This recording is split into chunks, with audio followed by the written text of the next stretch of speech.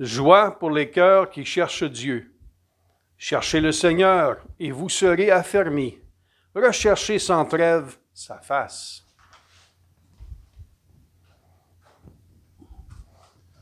Au nom du Père et du Fils et du Saint-Esprit, Amen. la grâce de Jésus-Christ notre Seigneur, l'amour de Dieu le Père et la communion de l'Esprit Saint soient toujours avec vous. Et avec votre esprit. Durant tous ces temps de carême, nous sommes à la quête de Dieu, à la recherche de Dieu, mais surtout à la recherche de l'approfondissement du mystère de Jésus-Christ, le connaître à fond. Durant cette messe, nous allons encore une fois demander l'assistance de l'Esprit pour que tout au long de cette célébration, nous puissions grandir dans la connaissance de Jésus, Fils de Dieu, et ainsi pour que notre vie soit transformée et que la vie autour de nous soit de même. Commençons par demander pardon au Seigneur.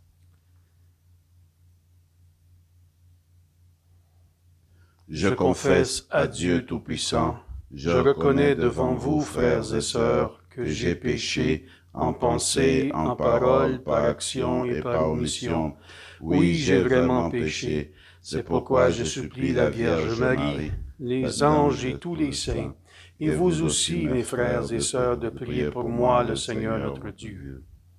Que Dieu Tout-Puissant nous fasse miséricorde, qu'il nous pardonne nos péchés et nous conduise à la vie éternelle. Amen.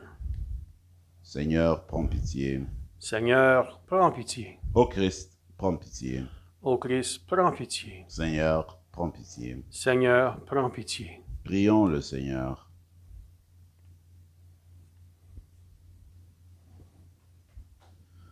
Nous implorons humblement, Seigneur, ta tendresse. Donne à tes serviteurs et à tes servantes, purifiés par la conversion et formés par leurs œuvres bonnes, de persévérer dans tes commandements d'un cœur sincère et d'arriver sans encombre aux fêtes de Pâques. Par Jésus-Christ, ton Fils, notre Seigneur, qui vit et règne avec toi dans l'unité du Saint-Esprit Dieu, pour les siècles des siècles. Amen.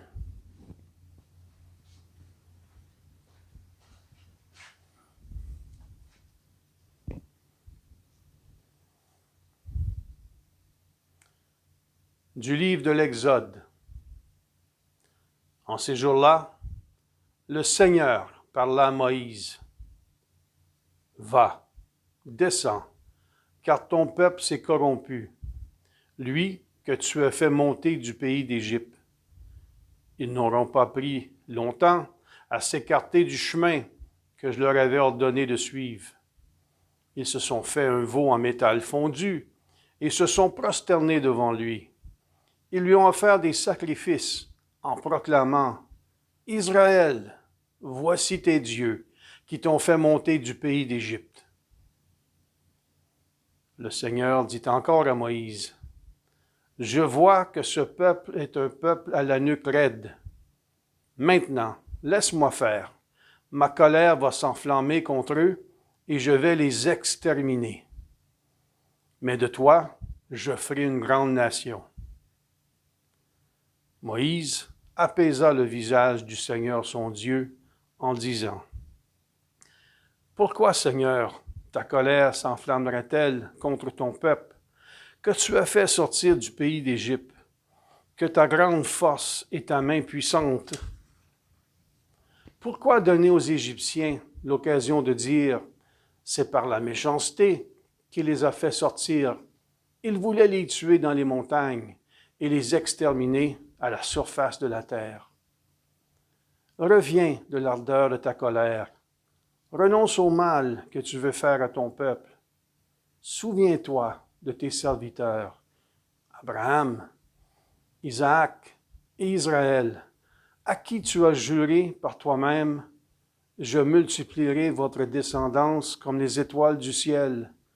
Je donnerai, comme je l'ai dit, tout ce pays à vos descendants, et il sera pour toujours leur héritage. Le Seigneur renonça au mal qu'il avait voulu faire à son peuple. Parole du Seigneur. Nous rendons grâce à Dieu. Souviens-toi de nous, Seigneur, dans ta bienveillance pour ton peuple. Souviens-toi de nous, Seigneur, dans ta bienveillance pour ton peuple. Souviens-toi de moi, Seigneur, dans ta bienveillance pour ton peuple. Avec nos pères, nous avons péché, nous avons failli et renié. Souviens-toi de nous, Seigneur, dans ta bienveillance pour ton peuple. À l'Horeb, ils fabriquent un veau. Ils adorent un objet en métal. Ils échangeaient ce qui était leur gloire pour l'image d'un taureau, d'un ruminant. Souviens-toi de nous, Seigneur, dans ta bienveillance pour ton peuple. Ils oublient le Dieu qui les sauve, qui a fait des prodiges en Égypte, des miracles au pays de Cham, des actions terrifiantes sur la mer Rouge. Souviens-toi de nous, Seigneur, dans ta bienveillance pour ton peuple. Dieu a décidé de les détruire. C'est alors que Moïse, son élu, surgit sur la brèche devant lui pour empêcher que sa fureur les extermine. Souviens-toi de nous, Seigneur, dans ta bienveillance pour ton peuple. Louange à toi, Seigneur, roi d'éternelle gloire. Dieu a tellement aimé le monde qu'il a donné son Fils unique, afin que ceux qui croient en lui aient la vie éternelle. Louange à toi, Seigneur, roi d'éternelle gloire.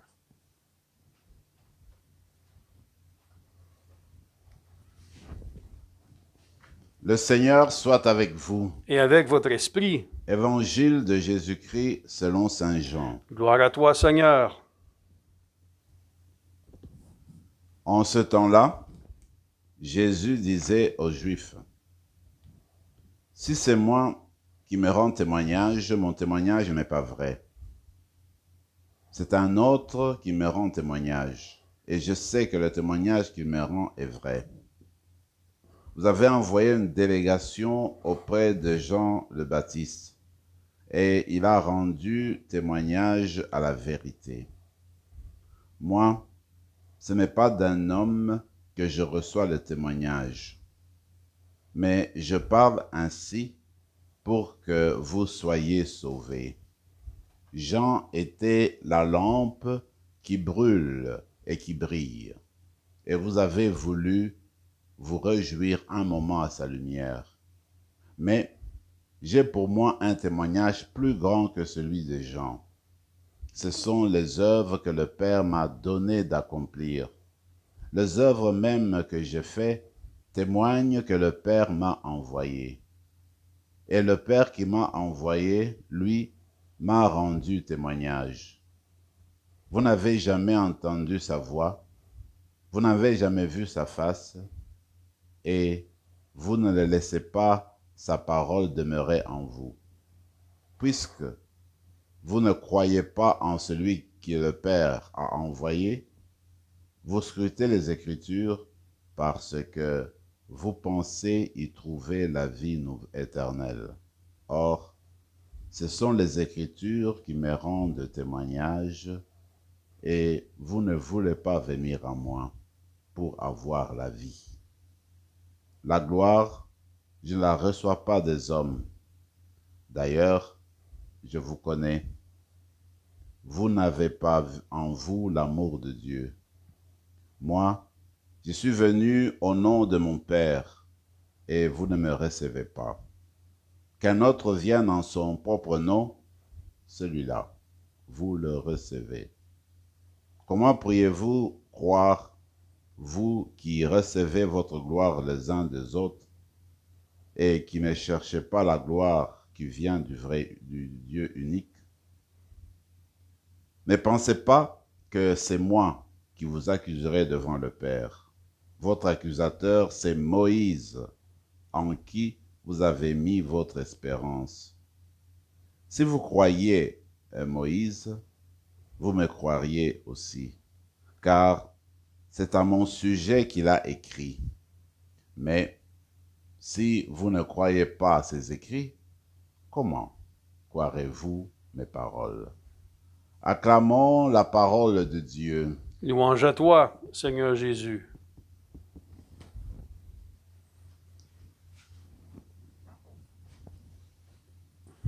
Aujourd'hui, nous avons la figure de Moïse dans la première lecture et dans la lecture évangélique, Jésus va aussi s'y référer. C'est la sortie de l'Égypte, nous savons, qui était vraiment un événement divin parce que Dieu était intervenu. Personne ne pouvait faire sortir le peuple d'Israël de l'Égypte. Et le peuple en était convaincu et il a porté cette joie-là en lui. Voilà qu'il a fallu traverser maintenant le désert durant 40 ans, comme on le sait, avant d'arriver en terre promise, la terre justement où le peuple devait vivre. Mais là, quand ils arrivent en milieu du chemin, Moïse doit rencontrer Dieu puis recevoir de lui sa loi. Il monte sur le mont Sinaï, qu'on appelle aussi le mont Horeb. Alors quand il arrive au sommet, le peuple l'attend. Mais le peuple se lasse vite, se fatigue vite. Pourquoi? Parce que il veut que les choses se passent à son rythme, à lui. C'était une attente en fait passive. Le peuple ne s'est pas impliqué dans l'ordre, dans le système ou dans le contexte que s'est placé Moïse. Le peuple, en fait, a voulu continuer sa vie de tous les jours sans tenir compte de l'appel du Seigneur. C'est comme quand on appelle un jeune homme, nos jeunes gens à table, écoutez, on a mangé, mais parfois, quand on a fini de manger, c'est difficile que les jeunes prennent les assiettes et fassent la lessive, et faire la vaisselle. Et puis, donc, on se fatigue vite, les jeunes se fatiguent vite, et puis, son intérêt, c'était simplement manger, et puis c'est fini. Ainsi donc, c'est j'appellerais une attente du peuple, c'est une attente passive parce que le peuple ne s'implique pas. Alors, parce que c'était une attente passive, parce que Moïse a traîné, alors le peuple se tourne vers d'autres réalités, se tourne vers les réalités terrestres, se tourne vers les nourritures, se tourne vers les biens matériels, alors se tourne vers en fait le monde qui l'entourait. Alors, il oublie Dieu, il commence à adorer le veau gras. Le peuple n'a pas gardé Dieu dans son cœur. Le peuple ne s'est pas rappelé que le Seigneur, c'est celui qui l'a fait sortir du pays d'Égypte. Il a vite oublié. C'était en fait une vie qui a commencé à prendre en se basant sur lui-même, sur lui le peuple. Et voilà que cette attente, en fait, nous interpelle nous autres parce que le carême peut être compris aussi comme une période d'attente. On attend quoi? Ben, on attend la résurrection du Seigneur. Nous montons vers Pâques et on peut se fatiguer dans cette montée-là. On peut se lasser de toutes les activités que nous faisons, des exercices spirituels et de différentes célébrations. On peut s'en fatiguer. Alors, ce qu'il faudrait, c'est peut-être nous impliquer davantage, prendre l'intérêt de ce que nous faisons. Autrement, nous serons comme le peuple d'Israël, nous serons distraits par les nourritures terrestres, par les biens matériels, par la vie de tous les jours. Nous serons comme glués au monde, glués aux besoins du monde, aux attentes du monde, aux attentes mondaines. On s'enferme et on ne donne pas la place à Dieu. Alors vous et moi, on va demander cette grâce-là spéciale durant la célébration d'aujourd'hui, eh bien, que nous nous impliquions davantage dans les efforts de carême pour nous convertir, pour changer de mentalité, sortir de notre égoïsme et commencer une nouvelle vie. Nous avons besoin de cela. Alors quand on garde cette attente du Seigneur d'une manière active, alors le Seigneur vient nous remplir de son amour. À ce moment-là, on va se détourner de nos idoles qui sont justement des choses mondaines. Les choses que Dieu nous donne, c'est vrai, on ne peut pas se passer de la nourriture, on ne peut pas se passer des biens matériels, c'est vrai. Les biens matériels, la nourriture, tout ce qui nous entoure, ce sont des bénédictions de Dieu, il n'y a pas de doute. Mais maintenant, quand on prend ces biens-là et qu'on leur donne la place de Dieu, là devient notre problème. Alors là, on commence à faire comme le veau gras, on commence à adorer les biens matériels et on oublie Dieu, voyez-vous. Alors, c'est que vous et moi, on va demander que le Seigneur nous donne de replacer chaque chose à sa place et de considérer les biens matériels qui nous entourent comme des dons qui viennent de lui et que sans lui, on n'aurait rien. J'aime beaucoup quand des personnes viennent, par exemple, et se disent, voilà, nous voulons que vous veniez bénir notre maison, nous venons d'acheter une maison, et nous voudrions, n'est-ce pas, l'offrir au Seigneur, nous voudrions la faire bénir. À mon avis, c'est une manière de dire, cette maison-là, ce bien matériel, est un don de Dieu. On ne veut pas s'attacher à ce bien matériel-là, on ne va pas donner à ce bien matériel-là la place de Dieu. Alors, on bénit, on y met Dieu au centre, on rattache la maison ou la voiture à Dieu. Comme cela, Dieu garde toujours la première place. On continue, n'est-ce pas, à l'adorer et en même temps, on le bénit pour le bien qu'il nous accorde. L'évangile, qu'est-ce qu'on dit de l'évangile? Moi, je me dis, dans l'évangile d'aujourd'hui, le Seigneur parle du témoignage parce que dans la tradition, un témoignage était solide, était vrai, était authentique quand c'était fait par 2 ou 3 personnes. Alors à ce moment-là, dans la justice de ce temps-là, à l'Antiquité, surtout chez les Hébreux, eh bien, à ce moment-là, quand il y a 3 personnes qui disent la même chose, oui, c'est un témoignage solide. Alors le Seigneur dit, eh bien, moi j'ai des témoins, parce que les pharisiens, les scribes, les gens qui l'entouraient ne croyaient pas en lui. Alors il veut leur dire que, voici, ce que je vous raconte là, ce que j'enseigne, eh bien, c'est la pure vérité. Mais maintenant, j'ai mes témoins. Il commence par donner l'exemple de Jean-Baptiste, qui en fait, Jésus le compare comme une lampe qui est venue pour éclairer vraiment la lumière qui est Jésus lui-même. Mais il dit encore plus que Jean-Baptiste, il y a le Père, il y a les œuvres qu'il fait, que Jésus a faites. Que sont les œuvres? Eh bien, ce sont les guérisons, ce sont les miracles, ce sont les exorcismes, et son enseignement, n'est-ce pas, qui changeait le cœur des gens. Alors, tout cela, ce sont des œuvres venues du Père. Ce sont des œuvres qui montrent que Jésus a une relation spéciale avec le Père. Voilà le deuxième témoignage. Le troisième témoignage, c'est le Père lui-même, c'est-à-dire que en voyant Jésus vivre, tu arrives à percevoir sa relation intime, spéciale avec le Père. Alors, tu as ces 3 témoignages-là. Alors, Jésus dit, voici mes 3 témoignages qui montrent vraiment que ce que j'ai dit là vient du Père. Mais si votre cœur est fermé aux Écritures, si votre cœur ne veut même pas entendre ce que Moïse a prêché, mais vous n'arrivez pas à découvrir qui je suis. Il me semble que ces paroles-là s'adressent aussi à vous et à moi. C'est que ouvrons davantage notre cœur aux Écritures. Ouvrons davantage notre être à la présence de Dieu. Demandons, durant cette célébration, demandons à l'Esprit Saint de venir nous habiter, pour que cet esprit ouvre notre intelligence au mystère de la personne de Jésus, pour que cet esprit ouvre notre intelligence aux Écritures, qu'on comprenne davantage les Écritures, qu'on redécouvre Jésus dans notre foi, dans notre cheminement terrestre. Et la dernière chose, c'est qu'on demande l'augmentation de la foi, parce que finalement, l'Écriture, l'Évangile, tous les événements là, il faut les voir avec les yeux de la foi. Il faut les saisir avec les oreilles de la foi. Il faut les accueillir avec un cœur de foi. Alors voilà pourquoi nous allons demander que le Seigneur augmente la foi en nous aujourd'hui, que nous grandissions davantage dans sa connaissance et que finalement nous soyons ses témoins dans ce que nous disons et dans ce que nous faisons. Amen. Amen.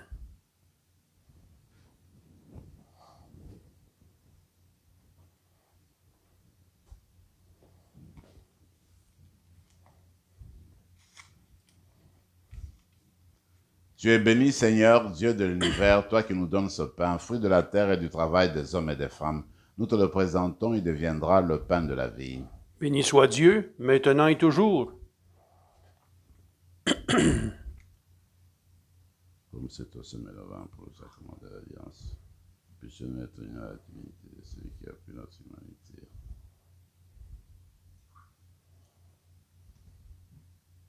Tu es béni, Seigneur, Dieu de l'univers, toi qui nous donnes ce vin, fruit de la vigne et du travail des hommes et des femmes. Nous te le présentons, il deviendra le vin du royaume éternel. Béni soit Dieu, maintenant et toujours. L'âme de ce pauvre, nous te supplions, Seigneur, accueille-nous, que notre sacrifice en ce jour trouve grâce devant toi. Pardonne-nous de nos fautes, Seigneur, purifie-nous de nos péchés.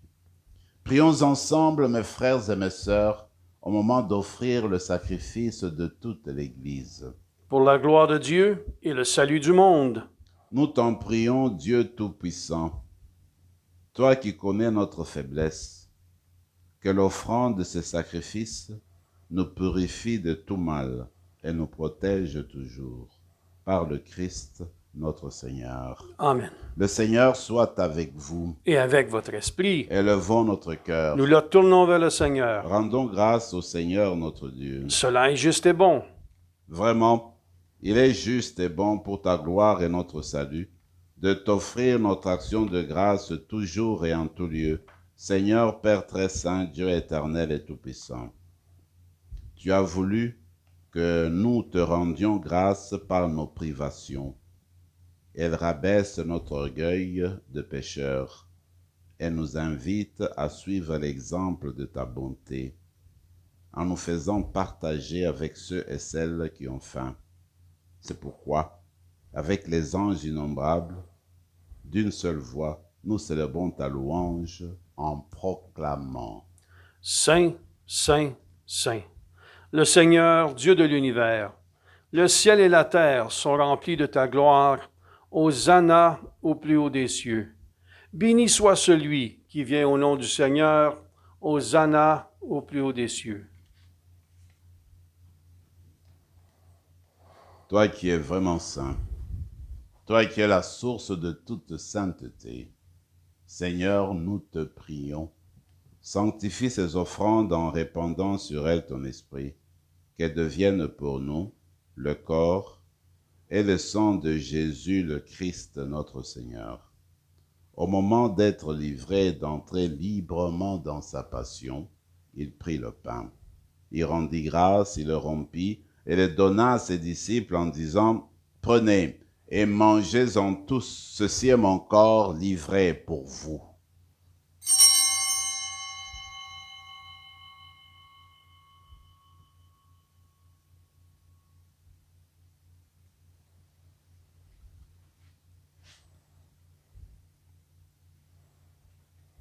De même, après le repas, il prit la coupe.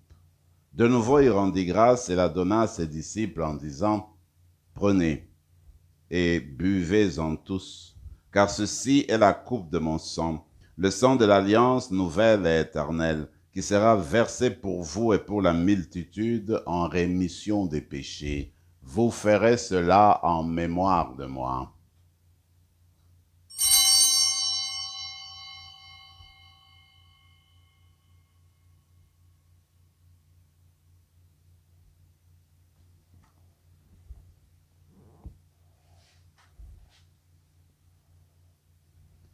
Acclamons le mystère de la foi.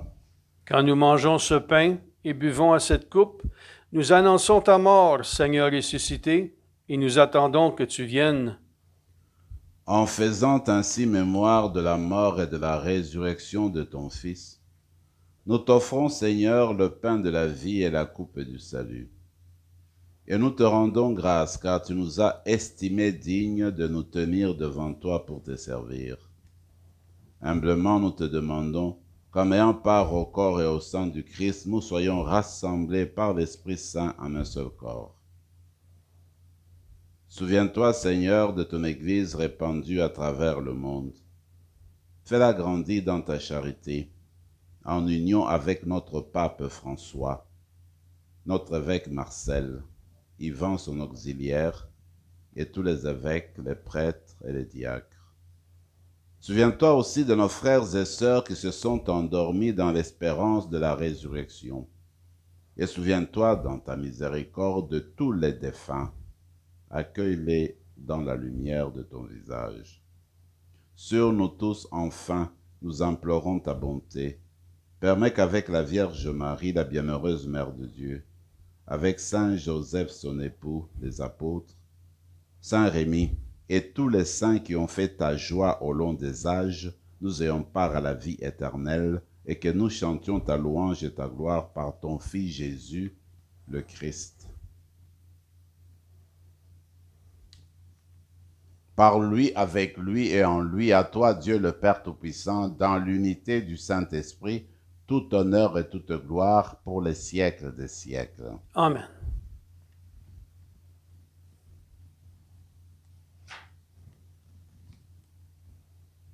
Comme l'avons appris du Sauveur, et selon son commandement, nous osons dire: Notre Père qui es aux cieux, que ton nom soit sanctifié, que ton règne vienne, que ta volonté soit faite sur la terre comme au ciel. Donne-nous aujourd'hui notre pain de ce jour. Pardonne-nous nos offenses, comme nous pardonnons aussi à ceux qui nous ont offensés. Et ne nous laisse pas entrer en tentation, mais délivre-nous du mal. Délivre-nous de tout mal, Seigneur, et donne la paix à notre temps. Soutenus par ta miséricorde, nous serons libérés de tout péché, à l'abri de toute épreuve. Nous qui attendons que se réalise cette bienheureuse espérance, l'avènement de Jésus-Christ, notre Sauveur. Car c'est à toi qu'appartiennent le règne, la puissance et la gloire pour les siècles des siècles. Seigneur Jésus-Christ, tu as dit à tes apôtres: je vous laisse la paix, je vous donne ma paix. Ne regarde pas nos péchés, mais la foi de ton Église, pour que ta volonté s'accomplisse. Donne-lui toujours cette paix et conduis-la vers l'unité parfaite, toi qui vis et règnes pour les siècles des siècles. Amen. Que la paix du Seigneur soit toujours avec vous. Et avec votre esprit, Agneau de Dieu, qui enlève le péché du monde, prends pitié de nous. Agneau de Dieu, qui enlève le péché du monde, prends pitié de nous. Agneau de Dieu, qui enlève le péché du monde, donne-nous la paix. Seigneur Jésus-Christ, que cette communion à ton corps et à ton sang n'entraîne pour nous ni jugement ni condamnation, mais que par ta bonté, elle soutienne notre esprit et notre corps et nous donne la guérison. Amen.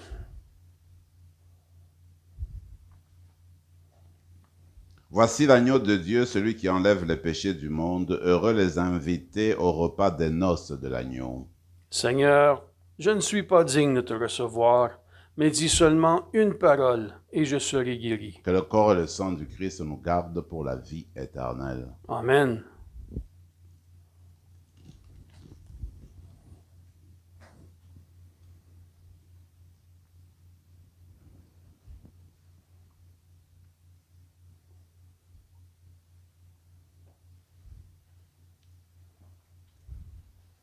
Le corps du Christ. Amen.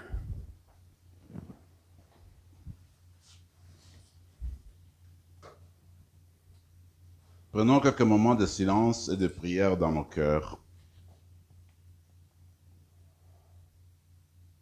Je mettrai ma loi au plus profond d'eux-mêmes, et je l'inscrirai sur leur cœur. Je serai leur Dieu, et ils seront mon peuple, déclare le Seigneur. Prions encore le Seigneur. Purifie-nous, Seigneur, par les sacrements que nous avons reçus, et libère de tout péché ceux et celles qui te servent. Ils sont liés par la conscience de leur faute, qu'ils trouvent leur gloire dans la pleine guérison qui vient du ciel, par le Christ notre Seigneur. Amen. Le Seigneur soit avec vous. Et avec votre esprit. Seigneur Dieu, défenseur de ceux et celles qui espèrent en toi, bénis ton peuple, donne-lui le salut et la protection, gouverne-le, afin que, libéré des péchés hors d'atteinte de l'ennemi, il persévère toujours dans ton amour, par le Christ notre Seigneur. Amen. Et que Dieu Tout-Puissant vous bénisse, le Père, le Fils et le Saint-Esprit. Amen. Allez dans la paix du Christ. Nous rendons grâce à Dieu.